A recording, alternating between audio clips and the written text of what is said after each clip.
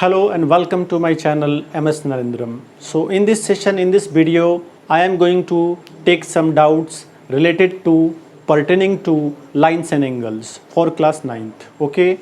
And other students also can be benefited from this, okay? If they watch this video. So let's get started. So the first question is, if 5y plus 62 degree, 22 degree plus y are supplementary, find y. तो आप हमको बताइए ये दो angles जो है अगर supplementary है तो इन दोनों का सम क्या होना चाहिए, 180 डिग्री के बराबर होना चाहिए। तो यहाँ पे सॉल्यूशन हम करते हैं, ठीक है। सो वी नो, यहाँ पे क्या लिखेंगे, we know that the sum of supplementary angles are equal to is लगा हुआ यहाँ पे is equal to 180 डिग्री, ठीक है ना। Therefore 5y plus 62 degree plus 22 degree plus y will be equal to 180 degree. Is that clear? ठीक है। तो हमको बताइए 5y और y मिलके कितना हो जाएगा, 6y। 62 डिग्री और 22 डिग्री कितना हो जाएगा, 84 डिग्री, ठीक है, होगा, is equal to 180 degree. Therefore 6y will be equal to 180 degree minus 84 degree. अब इसको घटाइए, क्या होगा ये 6 डिग्री और यहाँ पे 9 यानी 96 डिग्री हो गया। 96 डिग्री क्या आया, 6y आया, तो यहाँ से 6 से ये कैंसिल होगा, तो 6 therefore y is equal to 16 degree.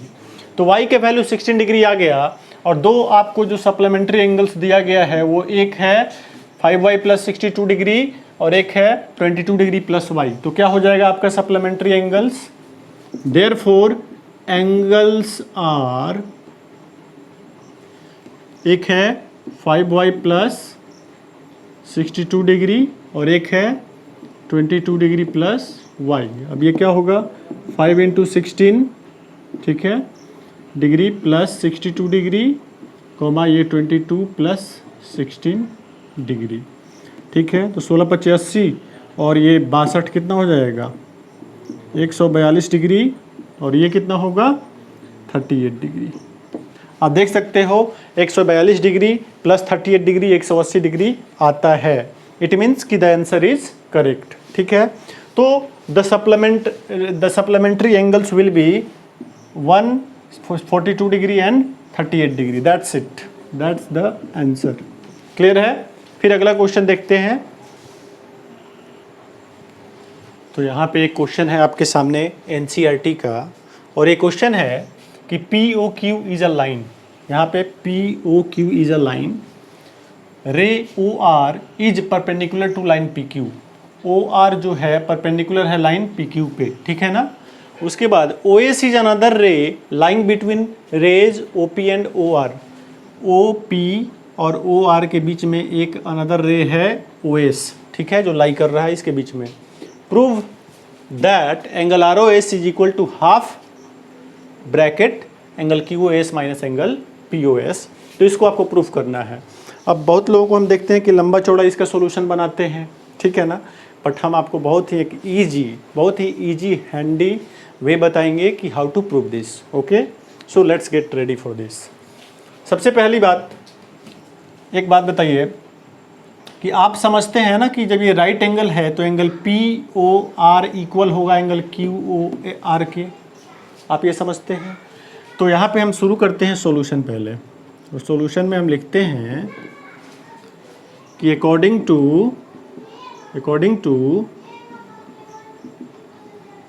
Question angle POR is equal to angle QOR। यहाँ तक आप सबको बात समझ में आ रही होगी, ठीक है।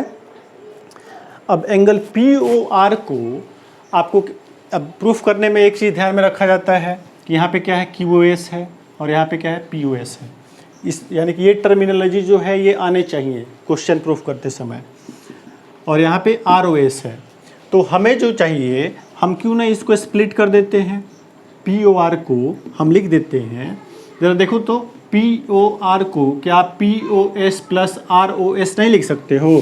तो इसको लिख देते हैं angle POS plus angle RoS, इसको लिख दिए। इक्विवेलेंट टू QOR है, तो QOR को QoS माइनस RoS नहीं लिख सकते हैं।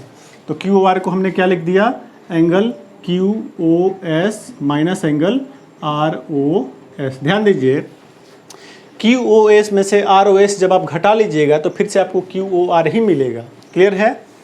लेकिन इसे फ़ायदा क्या होगा, फ़ायदा इसे देखिए क्या होने जा रहा है। यहाँ पे जो है POS को हम उधर भेज देते हैं और RoS को इधर बुला लेते हैं। तो RoS पहले से है यहाँ पे एंगल RoS, और ये RoS इधर आएगा तो 2 एंगल RoS हो जाएगा, और ये एंगल POS उधर जाएगा तो angle QoS minus angle POS हो जाएगा। आप समझ रहे हो? Therefore angle RoS is equal to, ये 2 बट्टा में जाएगा तो ये हो जाएगा 1/2 bracket angle QoS minus angle POS। That's it, hence proved. हो गया प्रूव्ड। देखिए, आई थिंक कि आपको कोई डाउट नहीं होगा इसमें। सबसे पहले हमने क्या किया, POR को QOR के बराबर किया, ठीक है, और POR के बदले हमने क्या लिख दिया, POS प्लस RoS लिख दिया, और QOR के बदले हमने क्या लिखा, QoS माइनस RoS लिख दिया। ठीक है, दोनों एक ही बात है। ठीक है, अब यहाँ पे RoS यहाँ पे है और यहाँ पे माइनस RoS है, तो माइनस RoS को इधर लेफ्ट साइड लेंगे तो प्लस RoS हो जाएगा। तो RoS प्लस RoS 2 RoS, और POS को उधर हमने भेजा तो QoS माइनस POS हो गया। देयरफॉर RoS जब निकालिएगा तो 1/2 angle QoS minus angle POS हो जाएगा। तो ये NCERT के क्वेश्चन है। ठीक है, आप समझ सकते हैं, देख सकते हैं, NCERT में कहीं पे दिया होगा, मैंने उसको सॉल्व किया है। नेक्स्ट क्वेश्चन देखते हैं। सो प्यारे बच्चों, ये एक क्वेश्चन है आपके सामने, NCERT का ही क्वेश्चन है, बहुत ही फेमस क्वेश्चन है 9th क्लास के लाइन्स एंड एंगल्स में। तो ये पता नहीं किसी एक्सरसाइज का है, बट हमने इसको नोट डाउन किया था, तो मैंने सोचा कि इस क्वेश्चन को मैं डिस्कस कर दूं। एक्सरसाइज कुछ होगा 6.3 या 6.4 ऐसा कुछ। तो देखिए, यहाँ पे दिया गया है कि ये मिरर है, ठीक है ना, ये दोनों जो हैं वो क्या है, मिरर है। ठीक है, समझिए इसको। अब दोनों मिरर से क्या हो रहा है कि एक लाइट जो है, लाइट रे जो है AB यहाँ पे जा रही है, इस सरफेस पे टच कर रही है और रिफ्लेक्ट कर रही है, और फिर यहाँ से इधर रिफ्लेक्ट होके जा रही है। ठीक है, तो लॉज ऑफ रिफ्लेक्शन आप जानते हैं, और नॉर्मल आप जानते हैं। नॉर्मल मतलब क्या होता है, अभिलंब। ठीक है, तो जहाँ पे ये लाइन इंसिडेंट करती है और जैसे ये रिफ्लेक्ट होती है, तो एक नॉर्मल होता है इस पे, जो कि इस सरफेस पे परपेंडिकुलर होता है। ठीक है ना, और वहीं पे ये लॉ है कि एंगल ऑफ इंसिडेंस यानी कि ये angle will be equal to angle of reflection. ठीक है, this is called law of reflection. ठीक है, तो एंगल ऑफ इंसिडेंस ये है। ठीक है, AB, और यहाँ पे चलो कोई पॉइंट दे देते हैं, CD हो गया है, E दे देते हैं इसको। ठीक है, तो ABE बराबर होगा EBC के। चलिए इसको 1 और 2 मान लेते हैं अभी फिलहाल के लिए। ठीक है ना, उसके बाद देखिए फिर से वही चीज़, अब ये इंसिडेंट रे है इस सरफेस के लिए, BC जो है इंसिडेंट रे है, और ये रिफ्लेक्ट होकर CD इधर की तरफ जा रही है, तो यहाँ भी कोई ना कोई नॉर्मल होगा। ठीक है, ये नॉर्मल मान लेते हैं, यहाँ पे F है, CF है। तो यहाँ भी वही बात है कि एंगल ऑफ इंसिडेंस यानी कि ये एंगल लेट इट बी 3, और एंगल ऑफ रिफ्लेक्शन, ठीक है, यानी कि ये angle let it be 4, they will be equal. ठीक है ना, ये इक्वल होंगे। और सबसे जो इम्पोर्टेंट बात है आपको समझना, अभी मैं आपको बताता हूँ क्या है। सॉल्यूशन ही डायरेक्ट इस क्वेश्चन का देखते हैं, क्योंकि लंबा क्वेश्चन था इसलिए मैंने बोर्ड पे लिखा नहीं। Given PQ is parallel to RS। ये जो PQ मिरर है ना, और ये जो RS मिरर है, ये दोनों क्या है, पैरेलल है, ये गिवन है, ये क्वेश्चन में दिया हुआ है। जब पी क्यू आर एस के पैरेलल होगा और ये इंसिडेंट रे होगा ए बी और ये रिफ्लेक्टेड रे बी सी और यहाँ से फिर रिफ्लेक्टेड रे सी डी, तो आपको प्रूफ करना है, you have to prove A B is parallel to C D. यही आपको प्रूफ करना है कि ए बी जो है सी डी के पैरेलल होगा। तो इस क्वेश्चन में थोड़ा सा फिजिक्स का भी योगदान है, फिजिक्स को भी हम लोग ध्यान में रखेंगे, ठीक है। Without physics this cantt be proved, okay, बस यही समझ लीजिए। तो यहाँ पे A be reflected incident ray है और बी सी क्या है, रिफ्लेक्टेड रे है, और बी हमने क्या माना, नॉर्मल माना। नॉर्मल मतलब क्या होता है, परपेंडिकुलर, यानी कि ई बी जो है ना यहाँ पे परपेंडिकुलर होगा, समझ लो, सिंपल यही समझ लो, ठीक है ना। तो यहाँ पे हम देखेंगे let B E and C F are the normals, ठीक है ना। So angle 1 will be equal to angle 2, ठीक है। क्यों भाई, क्यों इक्वल होगा, बिकॉज लॉज ऑफ रिफ्लेक्शन, यहाँ पे लिख दो, ठीक है ना। And angle 3 will be equal to angle 4, क्यों भाई, लॉज ऑफ रिफ्लेक्शन, ठीक है। ये चीज़ आप समझ रहे हो। तो 1 2 के बराबर, 3 4 के बराबर, यहाँ तक बात समझ में आ गई। अब हमें एक बात बताइए, पी क्यू पैरेलल है आर एस के और ये नॉर्मल है सी एफ यहाँ पे और ये भी यहाँ पे नॉर्मल है, ठीक है। इसका मतलब क्या है कि ये अगर 90 डिग्री यहाँ पे बन रहा है और 90 डिग्री यहाँ पे बन रहा है, इट मीन्स कि B is parallel to C F, ठीक है ना। Here B E is parallel to C F. अब ये क्यों बन रहा है, पैरेलल हो रहा है, क्योंकि एंगल इक्वल है, ये एंगल 90 है, ये एंगल 90 है और ये ऑलरेडी पैरेलल है पी क्यू और आर एस। इसका मतलब है कि ये भी पैरेलल होंगे। जब ये पैरेलल है यानी कि बी ई और सी एफ पैरेलल है, तो बी सी जो है ट्रांसवर्सल का काम कर रही है। जब बी सी ट्रांसवर्सल का काम कर रही है, इसका मतलब है कि यहाँ पे अल्टरनेट एंगल 2 और यहाँ पे अल्टरनेट एंगल 3, ये दोनों आपस में बराबर होंगे। समझ रहे हो बात को, according to the law of alternate angles in two parallel lines. अब बी ई और सी एफ दो पैरेलल लाइंस है और बी सी जो है ट्रांसवर्सल का काम कर रही है। तो बी सी जब ट्रांसवर्सल का काम करेगी तो यहाँ पे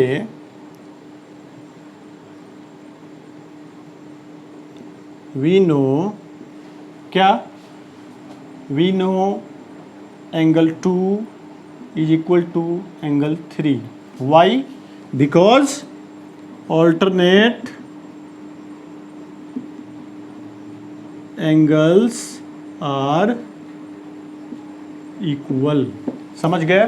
तो ऑल्टरनेट एंगल्स आर इक्वल कब होता है, जब दो पैरेलल लाइन हो, उसमें एक ट्रांसवर्सल उसको कहीं ना कहीं ये कर रही है, ठीक है ना। ट्रांसवर्सल लाइन अगर है, ठीक है, और उसको कहीं ना कहीं कट कर रही है, क्रॉस कर रही है दो जगह पे, तो वहाँ पे जो इंटीरियर ऑल्टरनेट इंटीरियर एंगल्स होते हैं वो इक्वल होते हैं। तो एंगल 2 इक्वल टू एंगल 3 हो गया। यहाँ तक बात समझ में आ गया।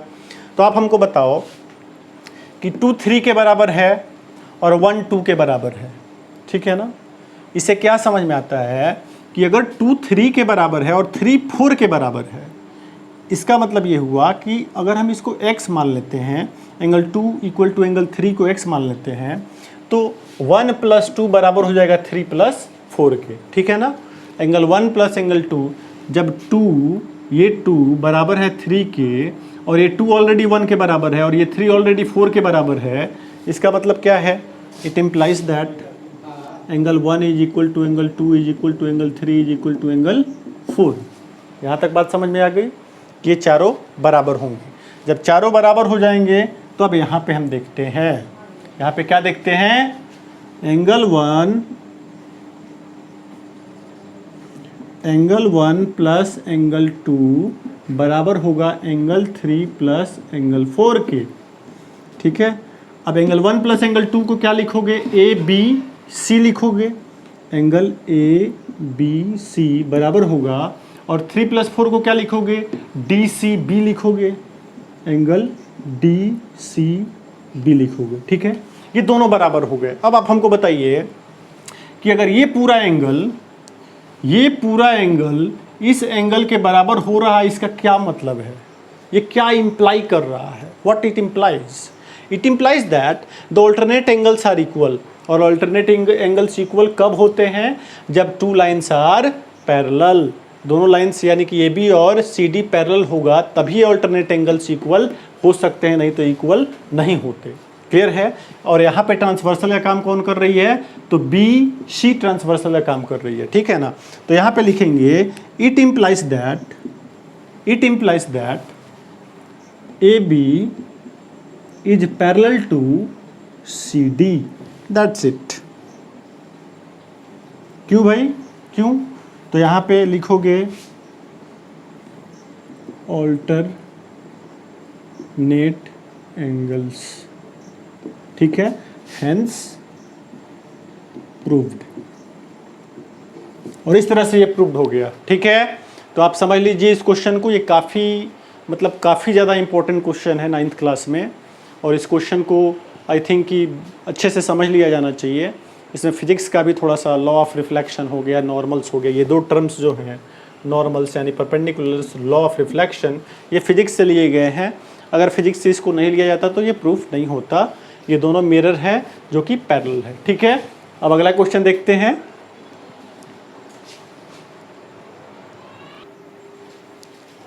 सो my dear students, the next question in front of you is, यहाँ पे एक ट्राइंगल है एक्स वाई जेड, ठीक है। अब इस ट्राइंगल में क्या है कि ये जो एंगल है ये 62 डिग्री है, ये एंगल 62 डिग्री है। और ये पूरा का पूरा जो एंगल है ये कितना है? 54 डिग्री है, ठीक है। और ये जो एंगल है यानी ओ जेड वाई और वाई ओ जेड, ये हमें फाइंड आउट करना है, ठीक है। ये हमें बताना है कि ये कितना होगा, ये व्हाट और ये व्हाट, ठीक है। साथ में क्या दिया है? तो क्वेश्चन में दिया है कि ओ वाई, या यूं लिखो वाई ओ लिखो, Y O and Z O are the angle bisectors. बात को समझिए अच्छे से, ये जो है गिवन है, ठीक है ना, हम सॉल्यूशन देख रहे हैं, ठीक है। तो जब वाई ओ और जेड ओ बाइसेक्टर होगा तो ये जब 54 डिग्री है तो ये कितना हो जाएगा? 27 डिग्री हो जाएगा, सिर्फ ये होगा, ठीक है। अब यहाँ पे बात आती है कि इसको पहले बताना था हमको। तो आप एक बात बताइए, जब ये 62 डिग्री ऑलरेडी है और ये पूरा 54 डिग्री है तो ये टोटल कितना हो जाएगा? तो 62, इसको क्या करेंगे हम, 62 और 54 को ऐड करते हैं, 180 में से इसको घटाते हैं तो हमको एंगल जेड मिलेगा ना। तो लिखेंगे angle Z is equal to 180 degree minus angle X plus angle Y लिखेंगे। अब 180 डिग्री माइनस एंगल एक्स है 62 डिग्री और एंगल वाई है 54 डिग्री, ठीक है। अब ये 180 डिग्री माइनस कितना हो जाएगा? 4 2 6 और 6 5 11, 116 डिग्री। अब इसमें से इसको घटाओगे तो कितना हो जाएगा? 464 डिग्री, ठीक है। तो क्या आया? 64 डिग्री क्या आ रहा है? एंगल जेड आ रहा है, टोटल 64 आ रहा है, ये टोटल 64 आ रहा है। तो फिर इतना कितना होगा? चूंकि जेड ओ जो है एंगल बाइसेक्टर है और एंगल बाइसेक्टर का काम होता है कि एंगल को दो भागों में, बराबर भागों में बांट देता है। तो ये जब टोटल जो है, ये टोटल एंगल आया है 64 डिग्री, तो इसको जब बाइसेक्ट कर रहा है ओ जेड तो कैसे बढ़ जाएगा? ये 32 हो जाएगा और ये भी 32 हो जाएगा, जैसे कि यहाँ पे हुआ था, ये 27 और ये भी 27, दोनों मिल के 54, ठीक है। तो आप एक बात बताओ, जब ये 20, अब ट्राइंगल ओ वाई जेड में आ जाते हैं, ओ वाई ओ जेड में, in triangle Y O Z में जरा आके देखो तो आपको पता चलेगा कि angle Y O Z plus angle O Y Z plus angle O Z Y equal to 180 degree होगा। अब एंगल वाई ओ जेड को ज्यों कहता है त्यों रखो, एंगल ओ वाई जेड क्या हो जाएगा, ओ वाई जेड क्या होगा 27 degree, plus angle O Z Y क्या होगा, ओ जेड वाई क्या होगा 32 डिग्री बराबर 180 डिग्री। ठीक है, it implies that angle Y O Z is equal to 180 degree minus, अब देखो 27 डिग्री और 32 डिग्री एडअप हो जाएगा, और ये एडअप हो गया कितना होगा 7 2 9 और 3 2 5 59 डिग्री, और 59 डिग्री जब उधर जाएगा तो घट जाएगा 59 डिग्री। ठीक है, अब वाई ओ जेड हो कितना गया, तो 180 में से घटाइए कितना होगा 121 डिग्री, दैट्स इट। ये आपका आंसर हो गया, यानी कि यह जो एंगल होगा ये हो गया 121 डिग्री, और ये जो हुआ जो दो क्वेश्चन में पूछा गया था कि ओ जेड वाई कितना होगा तो 32 डिग्री होगा, और वाई ओ जेड कितना होगा तो 121 डिग्री होगा। ठीक है, आप देख लीजिए सॉल्यूशन को। ठीक है, अगला क्वेश्चन देखते हैं। So here is a question in front of you once again, and this question is also a very special question taken from NCERT exercises from the chapter lines and angles. तो यहाँ पे देखिए, यहाँ पे question में दिया गया है कि Q T R is equal to half T है, तो ये कुछ ना कुछ होगा, लेट इट बी वाई, तो ये भी वाई हो जाएगा। बात समझ रहे हो आप?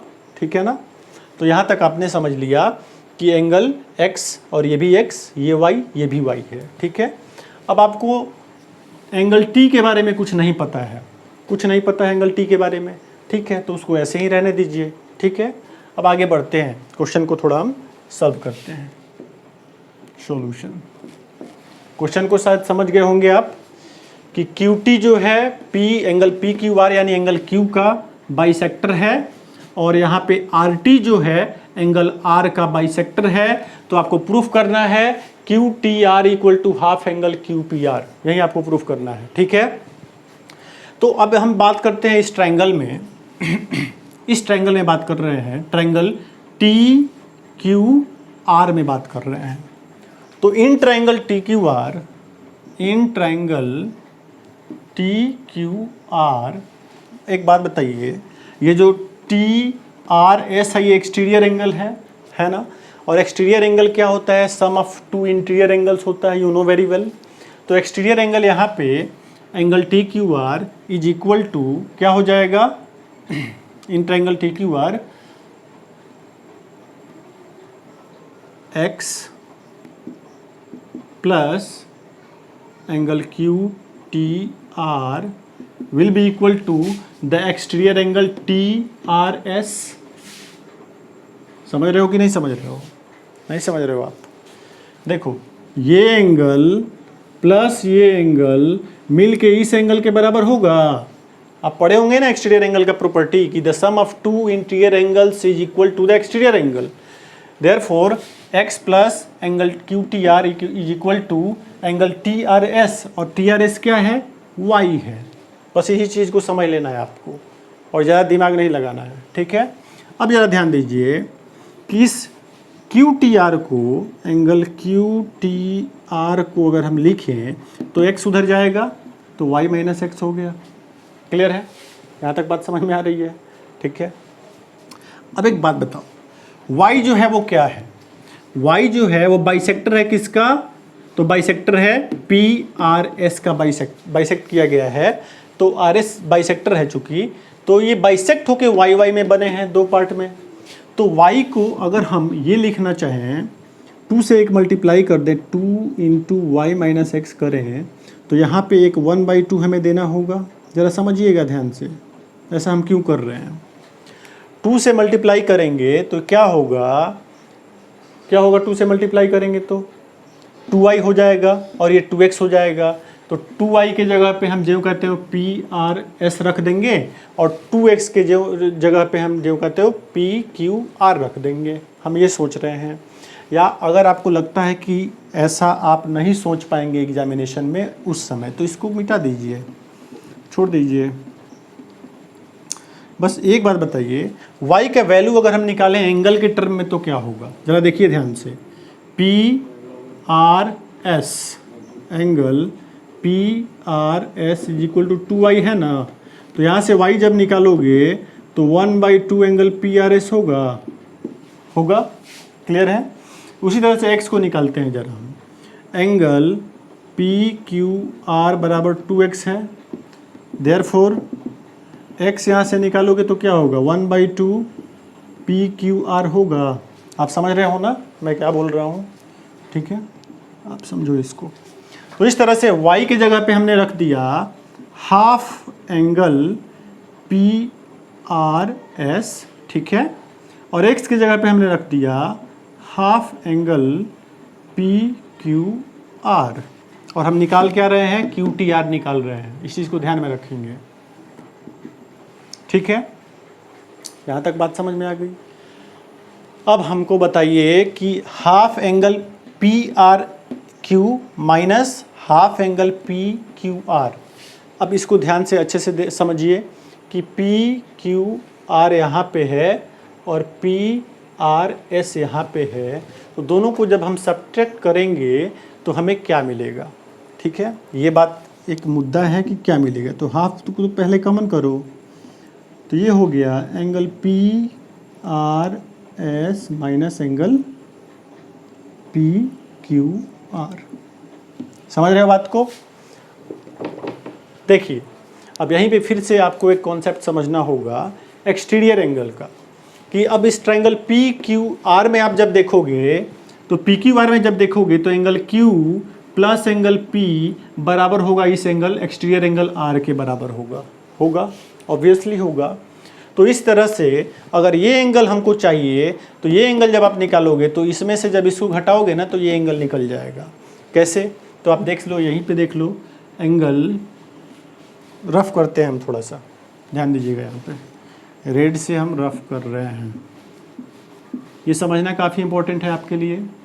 इन ट्रायंगल पी क्यू आर, ठीक है, पी क्यू आर में एंगल अगर आप exterior angle P R S निकालोगे, exterior angle P R S निकालोगे तो ये बराबर होगा किसके, angle Q P R plus angle P Q R के बराबर होगा। समझ रहे हो ना, पी क्यू आर यानी ये एंगल और फिर ये एंगल दोनों को जोड़ोगे तो इसके बराबर आएगा, एक्सटीरियर एंगल के बराबर आएगा, ठीक है। तो ऐसी स्थिति में अगर हमको चाहिए क्यू पी आर चाहिए, यहाँ से एंगल क्यू पी आर चाहिए, तो हमें इसको इधर भेजना पड़ेगा, तो ये क्या हो जाएगा, angle P R S minus angle P Q are हो जाएगा। समझ गए आप। इस तरह से आपने क्या देखा, इस तरह से आपने देखा कि angle P R S minus angle P Q are बराबर है एंगल क्यू पी आर के, ठीक है। यानी कि angle P R S minus angle P Q R के जगह पे हम डायरेक्ट क्या लिख सकते हैं, हम लिख सकते हैं यहाँ पे हाफ एंगल क्या है ये, क्यू पी आर, और एंगल टी क्यू आर है, इसको लिख दो फिर से, एंगल क्यू टी आर। यहीं तो प्रूफ करना था ना आपको कि angle Q T R will be equal to half angle Q P R, यही प्रूफ करना था, दैट्स इट। तो आपने इसको प्रूफ कर दिया, आप ध्यान से समझ लीजिए, कोई बड़ी बात नहीं है। सबसे पहले क्यू टी जो है एंगल बाइसेक्टर था तो ये एक्स, ये भी एक्स हो जाएगा। आर टी एंगल बाइसेक्टर है तो ये चूंकि एक्स एक्स मान लिए हैं तो इसे कुछ डिफरेंट मान रहे हैं, तो वाई वाई मान लिए, इसको आप जेड जेड भी मान सकते थे, के भी मान सकते थे, ठीक है। और इस तरह से आपने इसको सॉल्व किया और आपने इसको प्रूफ कर लिया। तो यहाँ पे एक कॉन्सेप्ट जो सबसे इम्पोर्टेंट लगा है, क्या लगा है, तो इस ट्रायंगल में भी हमने क्या किया है, यहाँ पे एक्सटीरियर एंगल का कॉन्सेप्ट लगाया है, और इस ट्रायंगल में भी हमने क्या लगाया है, तो यहाँ पे पूरे ये एक्सटीरियर एंगल का कॉन्सेप्ट लगाया है, ठीक है। तो कॉन्सेप्ट समझ में आना चाहिए, कॉन्सेप्ट अगर क्लियर है तो क्वेश्चन बनाने में ज़्यादा दिक्कत नहीं होता है, लेकिन अगर कॉन्सेप्ट क्लियर नहीं होगा तो क्वेश्चन बनाने में काफ़ी दिक्कत होगा। So I hope this session will be very beneficial to you and you have enjoyed this session, और आपने इससे बहुत कुछ सीखा होगा, बहुत आपके डाउट्स क्लियर हुए होंगे, और इसी को ध्यान में रखते हुए हम ये वीडियो बना रहे हैं, हम सारे टीचर्स ये वीडियो बना रहे हैं, ठीक है, ताकि आप स्टूडेंट्स घर पे रह के अच्छे से पढ़ाई करो, ठीक है। और बाहर मत निकलो, बाहर तभी निकलो जब फुल ऑफ प्रिकॉशंस हो, ठीक है, क्योंकि आप कोरोना के बारे में देख रहे हो क्या स्थिति है हमारे देश में, ठीक है। तो संयम जो है, precaution is better than cure, ठीक है ना। तो टेक इट सीरियसली, ओके। तो थोड़ा सा इस चीज़ का ध्यान रखिए, घर पे रहिए और अच्छे से पढ़िए। हम लोग हैं आपको पढ़ाने के लिए, okay. We are here to teach you, enjoy our videos, okay। That's it, we'll meet again in the next session. Thank you so much.